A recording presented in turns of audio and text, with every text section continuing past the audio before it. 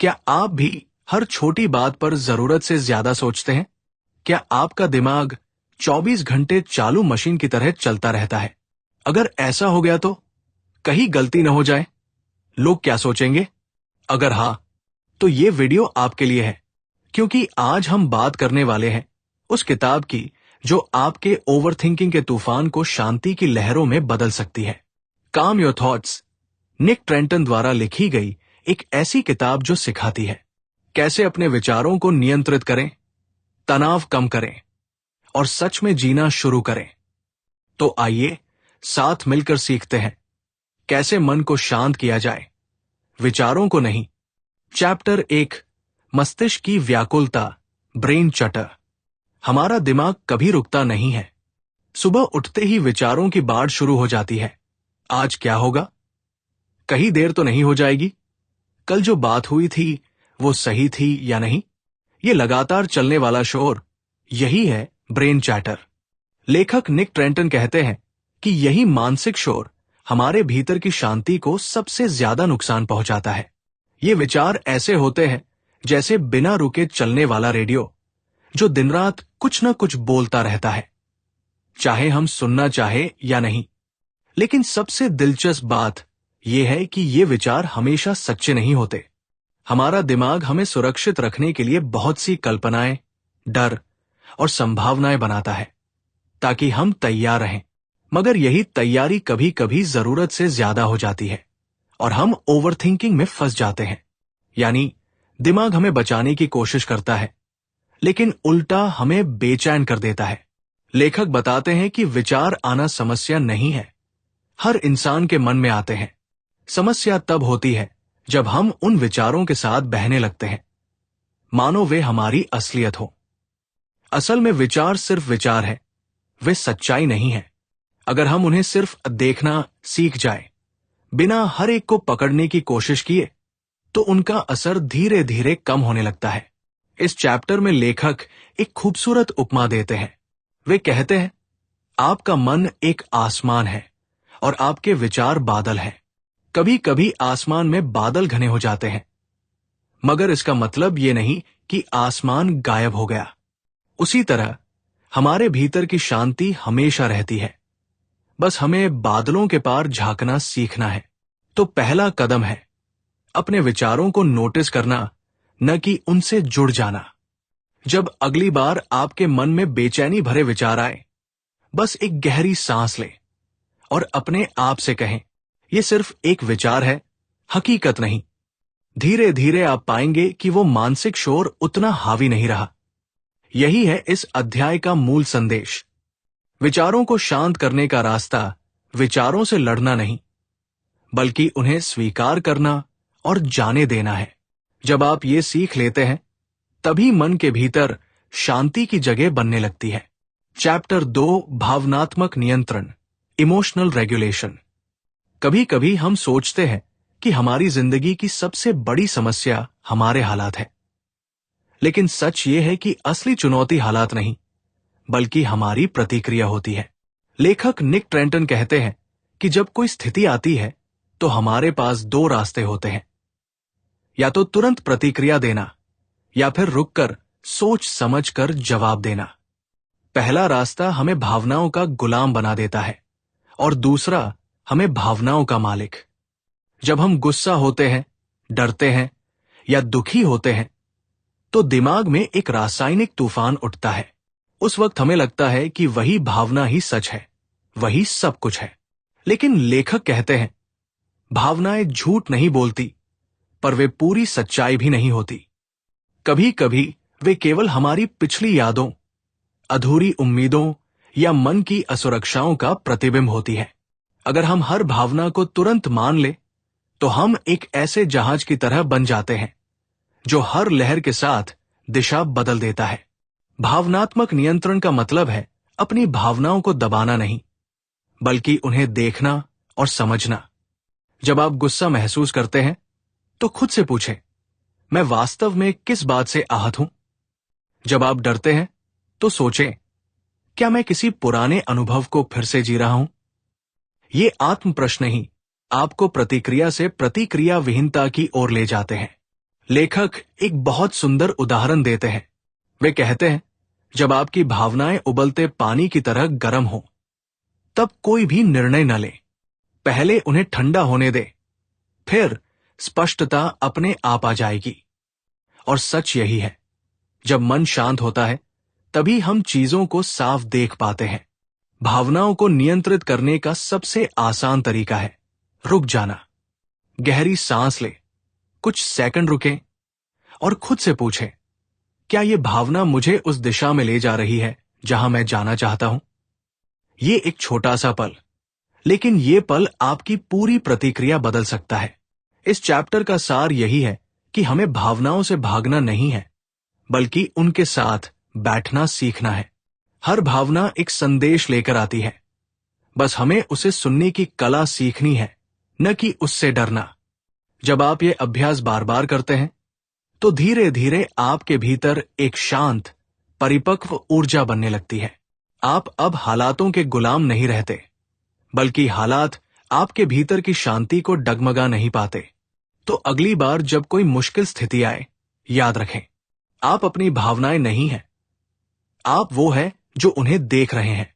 और यही समझ आपको सच्चे भावनात्मक नियंत्रण की ओर ले जाती है। चैप्टर 3, माइंडफुलनेस और ध्यान। कभी आपने महसूस किया है कि आपका शरीर तो यहां है, लेकिन मन कहीं और भटक रहा है? हम चलते हैं, लेकिन सोच कहीं और में खो जाती है।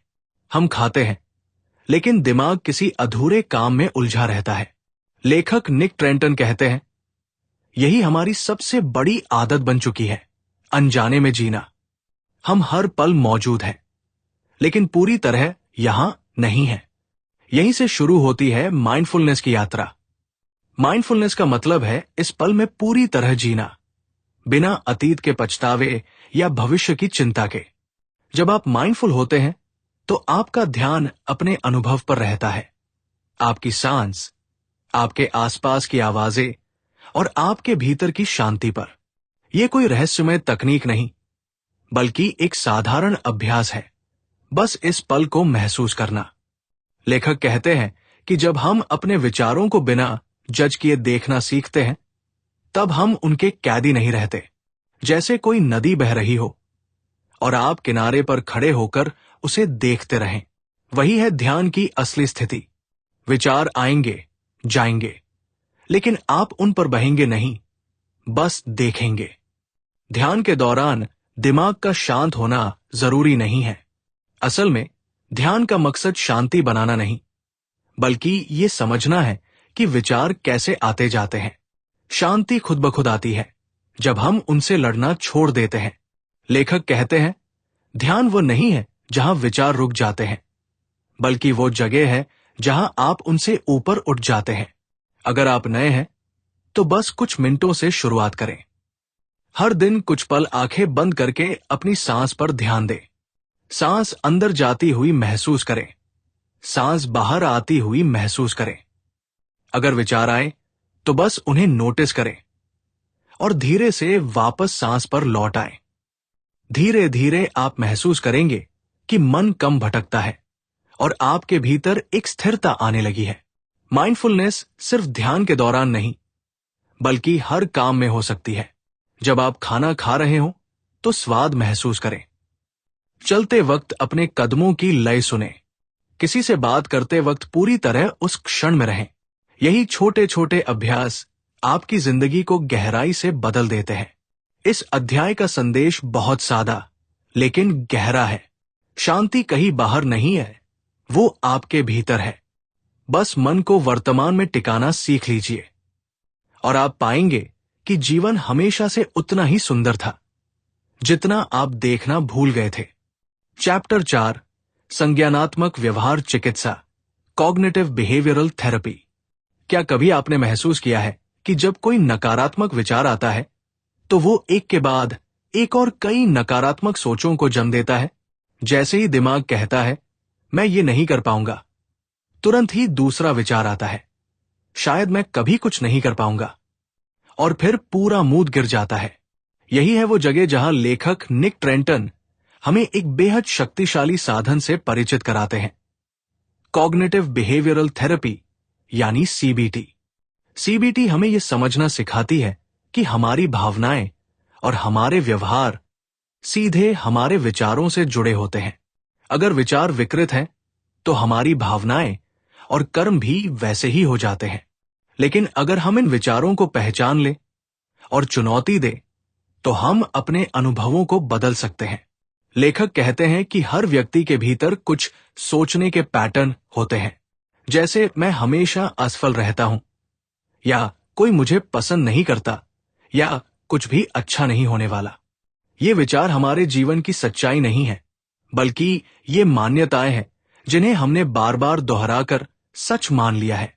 सीबीटी हमें सिखाती है कि इन विचारों को पकड़ना, सवाल करना और फिर बदलना कैसे सीखा जाए। मान लीजिए आपके मन में विचार आया, मैं कुछ ठीक से नहीं कर पा रहा।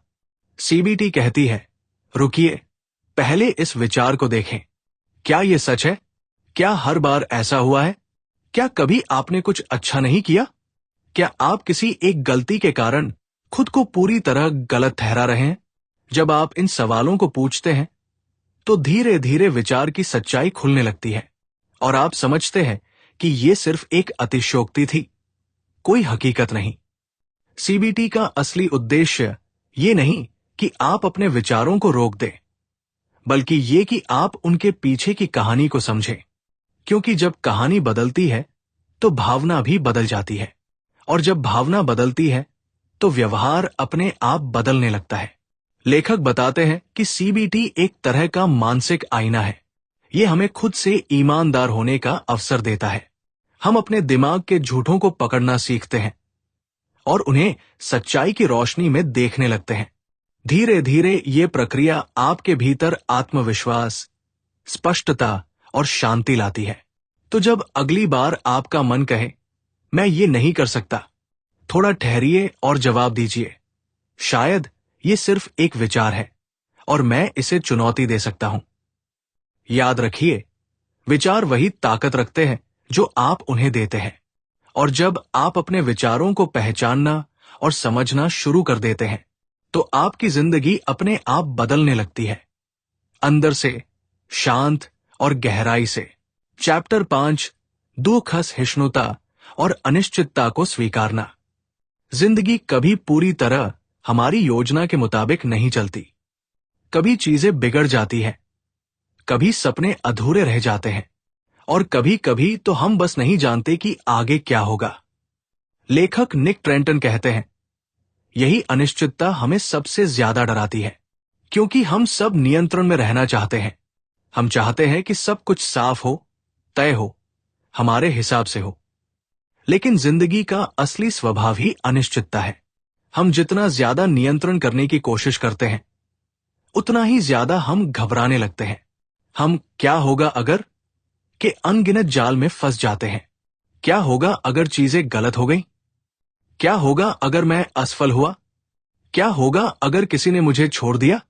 इन सवालों में हम इतने उलझ जाते हैं कि वर्तमान का पल हाथ से निकल जाता है। लेखक हमें याद दिलाते हैं, अनिश्चितता से भागना नहीं, उसे अपनाना सीखो। क्योंकि जब आप स्वीकार करते हैं कि सब कुछ आपके नियंत्रण में नहीं है, तब एक अजीब सी आजादी महसूस होती है। यह स्वीकार करना कि हां, मैं नहीं जानता आगे क्या होगा, एक डर नहीं, बल्कि सच्ची ताकत का संकेत है। दुख, असहिष्णुता यानी डिस्ट्रेस टॉलरेंस का मतलब है कठिन परिस्थितियों में खुद को टूटने नहीं देना। मतलब ये नहीं कि आप दर्द महसूस ना करें, बल्कि ये कि आप उसे महसूस करते हुए भी टिके रहें। लेखक कहते हैं, दर्द को खत्म करने की कोशिश मत करो, उसे सहना सीखो। क्योंकि जब आप दर्द को स्वीकार करते हैं, तो वो धीरे धीरे अपनी पकड़ खो देता है। जब हम अनिश्चितता और असहजता को सहना सीख जाते हैं, तब जीवन की बहुत सी परेशानियां खुद ब खुद छोटी लगने लगती है। हम अब चीजों से भागते नहीं, हम उनका सामना करते हैं, और उस साहस में ही हमारी असली शांति छिपी होती है। एक बहुत सुंदर पंक्ति है, आप तूफान को रोक नहीं सकते, लेकिन आप बारिश में नाचना सीख सकते हैं। यही इस अध्याय का सार है। जिंदगी को नियंत्रित करने की कोशिश छोड़िए, उसे महसूस कीजिए। हर डर, हर अनिश्चितता, हर दुख, ये सब आपको और गहराई से इंसान बनाते हैं। तो अगली बार जब सब कुछ धुंधला लगे, बस गहरी सांस लें और अपने आप से कहें, ठीक है, मुझे नहीं पता आगे क्या होगा। और यही ठीक है, क्योंकि जब आप स्वीकारना सीख जाते हैं तो जिंदगी अपनी अनिश्चितता में भी खूबसूरत लगने लगती है। चैप्टर 6, कृतज्ञता और अनुभव का स्वाद लेना। कभी कभी हम अपनी जिंदगी के इतने व्यस्त हो जाते हैं कि हमें यह तक याद नहीं रहता कि हमारे पास कितना कुछ है। हम उस चीज पर ध्यान देते हैं जो हमारे पास नहीं है, और जो है उसे नजरअंदाज कर देते हैं। लेखक निक ट्रेंटन कहते हैं, यही कारण है कि हम लगातार असंतोष में जीते हैं। हम दौड़ते हैं, हासिल करते हैं, फिर भी भीतर एक कमी बनी रहती है। इस अध्याय में वे हमें एक बेहद सरल लेकिन शक्तिशाली अभ्यास सिखाते हैं, कृतज्ञता का। कृतज्ञता यानी थैंकफुलनेस केवल एक भावना नहीं, ये एक नजरिया है। जब आप अपने जीवन की छोटी छोटी चीजों के लिए आभारी होना शुरू करते हैं तो आप देखेंगे कि आपकी सोच खुद ब खुद शांत होने लगती है, क्योंकि कृतज्ञता का मतलब है कमी से ध्यान हटाकर संपन्नता पर ध्यान देना। लेखक बताते हैं कि हमारा मस्तिष्क स्वाभाविक रूप से नकारात्मकता की ओर झुकता है। इसे नेगेटिविटी बायस कहते हैं। हम किसी दिन की 10 अच्छी बातों को भूल जाते हैं, लेकिन वही एक बुरी बात दिमाग में घूमती रहती है। कृतज्ञता उस पैटर्न को तोड़ती है। यह हमें सिखाती है कि हर पल में कुछ न कुछ अच्छा छिपा है, बस उसे देखने के लिए हमें ठहरना होता है। सेविंग यानी किसी अनुभव का स्वाद लेना इसी कृतज्ञता का दूसरा कदम है। लेखक कहते हैं, जब आप किसी खूबसूरत पल में हो, जैसे एक गर्म चाय की चुस्की, किसी प्रिय व्यक्ति की मुस्कान या बारिश की खुशबू, तो बस उस पल में पूरी तरह डूब जाए। फोन मत उठाइए, तस्वीर मत खींचिए, बस महसूस कीजिए। यही सच्ची माइंडफुलनेस है, उस पल को जी लेना जैसे वो फिर कभी नहीं आने वाला। जब हम हर दिन में इन छोटे छोटे पलों का स्वाद लेने लगते हैं तो जीवन किसी चमत्कार की तरह महसूस होता है।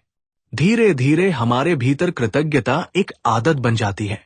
सुबह उठते ही दिल कहता है, आज मैं जिंदा हूं, यही बहुत है। और रात को सोने से पहले मन कहता है, आज भी कुछ अच्छा था।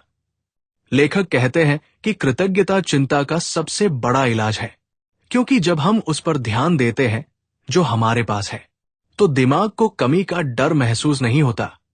हम संतुलित, शांत और खुश रहने लगते हैं। इस अध्याय का संदेश सीधा है, खुशी किसी बड़ी उपलब्धि में नहीं, बल्कि हर दिन के छोटे छोटे अनुभवों में छिपी है। जब आप उन पलों को महसूस करना सीख जाते हैं तो जिंदगी अचानक साधारण नहीं, बल्कि बेहद सुंदर लगने लगती है। तो आज से कोशिश करें, हर दिन 3 चीजें लिखें जिनके लिए आप आभारी हैं। ये एक छोटा सा अभ्यास है, लेकिन इसके प्रभाव गहरे हैं। धीरे धीरे आप देखेंगे कि आपका मन शांत हो रहा है और आपकी नजर हर पल में छिपे आशीर्वाद को पहचानने लगी है। चैप्टर 7, स्ट्रेस प्रबंधन के 4 S, the 4 S of stress management. जिंदगी में तनाव से पूरी तरह बचना नामुमकिन है। कभी काम का दबाव, कभी रिश्तों की उलझन, कभी भविष्य की चिंता। तनाव हर जगह है, लेकिन लेखक निक ट्रेंटन कहते हैं, असली समस्या तनाव नहीं है, बल्कि यह है कि हम उससे कैसे निपटते हैं। इसी सवाल का जवाब वे देते हैं the 4 S of stress management के जरिए। ये 4 हमारे दिमाग को सिखाते हैं कि किसी भी तनावपूर्ण स्थिति में कैसे स्थिर रहना है। पहला है अवॉइड, बचना। हर तनाव का सामना करना जरूरी नहीं होता। कई बार हमें बस पहचानना होता है कि कौन सी चीजें हमारे नियंत्रण से बाहर है, या कौन सी चीजें बस हमारी ऊर्जा को बेवजह खा रही है। अगर कोई स्थिति, रिश्ता या आदत बार बार आपको थका रही है तो उससे दूरी बनाना कमजोरी नहीं, समझदारी है। हर लड़ाई लड़ना जरूरी नहीं होता, कुछ लड़ाइयां छोड़ देना ही जीत होती है। दूसरा है ऑल्टर, बदलना। कुछ चीजों को हम टाल नहीं सकते, लेकिन उन्हें थोड़ा बदल सकते हैं। शायद आपको अपना टाइम मैनेजमेंट सुधारना है, शायद आपको किसी से स्पष्ट रूप से बात करनी है, या किसी समस्या को नए तरीके से हल करना है। जब हम परिस्थितियों को थोड़ा भी बदलने की कोशिश करते हैं तो तनाव कम होने लगता है, क्योंकि हमें फिर से नियंत्रण महसूस होता है। तीसरा है एक्सेप्ट, स्वीकार करना। कभी कभी कुछ चीजें हमारी पकड़ से बाहर होती है। हम उन्हें जितना बदलने की कोशिश करते हैं उतना ही परेशान होते हैं। लेखक कहते हैं, acceptance doesn't mean liking something, it means making peace with it. स्वीकार करना हार नहीं, बल्कि एक मानसिक शांति है। ये कहना कि हां, ये है और मैं इसके साथ रह सकता हूं। जब आप स्वीकार करते हैं तो आप भीतर से हल्के हो जाते हैं। और चौथा है अडैप्ट, अनुकूलित होना। जीवन बदलता है, लोग बदलते हैं, हालात बदलते हैं, तो हमें भी खुद को बदलना सीखना चाहिए। अनुकूलित होने का मतलब है अपने नजरिए को लचीला बनाना। अगर कोई चीज वैसे नहीं हो रही जैसी आपने सोची थी, तो शायद कोई और रास्ता है जो बेहतर है। लचीले लोग ज्यादा शांत रहते हैं, क्योंकि वे हर बदलाव को एक अवसर की तरह देखते हैं। इन 4 एस को अगर आप अपनी जिंदगी में अपनाना शुरू करें, तो धीरे धीरे तनाव आपकी पहचान से दूर हो जाएगा। आप अब स्थितियों के गुलाम नहीं रहेंगे, बल्कि आप खुद तय करेंगे कि कैसे प्रतिक्रिया देनी है। इस अध्याय का मूल संदेश बेहद सशक्त है।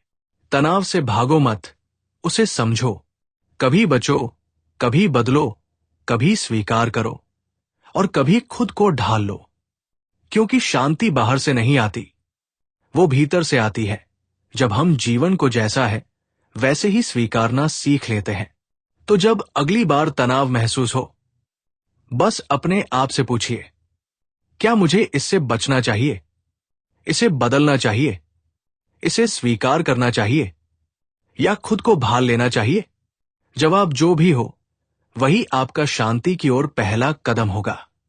तो दोस्तों, काम योर थॉट्स हमें यह सिखाती है कि शांति पाने के लिए हमें विचारों को रोकने की जरूरत नहीं है।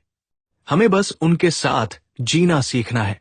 हमारा मन कभी पूरी तरह शांत नहीं होगा, लेकिन हम उस शोर के बीच भी सुकून की जगह ढूंढ सकते हैं। ये किताब हमें याद दिलाती है कि जीवन हमेशा परफेक्ट नहीं होगा। कभी गड़बड़ होगा, कभी भारी लगेगा, लेकिन उसी अपूर्णता में भी सुंदरता छिपी है। जब हम खुद को स्वीकारना शुरू करते हैं, जब हम हर पल में मौजूद रहना सीखते हैं, तो धीरे धीरे भीतर से हल्के हो जाते हैं। अगर आज की ये कहानी आपको थोड़ी भी शांति दे पाई हो, तो इसे किसी ऐसे व्यक्ति के साथ जरूर शेयर करें जो अभी अपने विचारों में उलझा हुआ है। और हां, अगर आप भी ऐसी ही जीवन बदलने वाली किताबों से सीखना चाहते हैं, तो लाइफ लेसन लाइब्रेरी को सब्सक्राइब करना न भूलें। यही आपको मिलेंगी वो बातें जो किताबों में छिपी है, और वो सबक जो जीवन को सच में अंदर से बदल देते हैं। याद रखिए, आप अपने विचार नहीं हैं, आप वो हैं जो उन्हें देख सकते हैं, समझ सकते हैं और शांत कर सकते हैं। धन्यवाद। मैं हूं आपका नाम, और आप देख रहे थे लाइफ लेसन लाइब्रेरी, जहां हर किताब सिखाती है, कम सोचो, ज्यादा जियो।